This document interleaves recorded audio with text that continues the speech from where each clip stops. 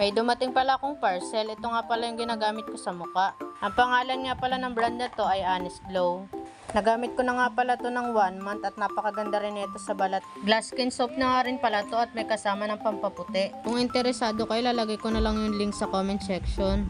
Ang mga kasama nga pala nito ay 2 glass skin soap, 2 papaya kojic at 2 glow 190.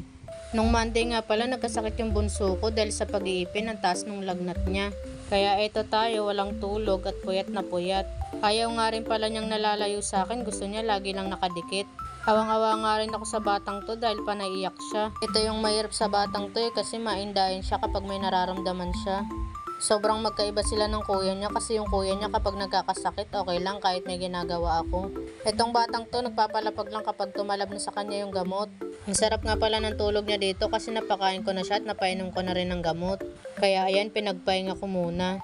Nung napatulog ko na nga pala siya dyan, nag-prepare na ako ng almusal ko at ako'y nagugutom na rin. Nag-Milo nga lang muna ako at nag-quick cake. Hindi pa rin kasi ako nakapagluto ng mga oras na yan, kaya yan muna yung inalmusal ko.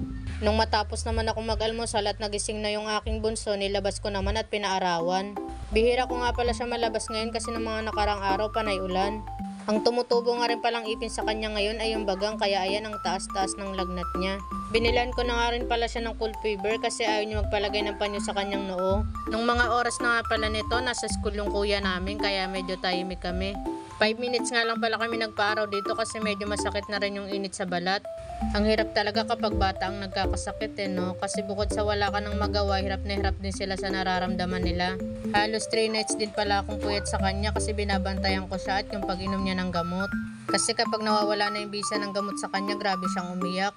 Minsan hindi ko na siya maintindihan kung anong gusto niya at hindi ko maibigay. Panaiiyak lang kasi siya at hindi niya masabi kung anong nararamdaman niya. Kaya kahit ako nanay niya, nahihirapan din sa kanya. At hanggang dito na nga lang muna guys ang ating video. Pa-like, share, and pa-follow ng ating page guys.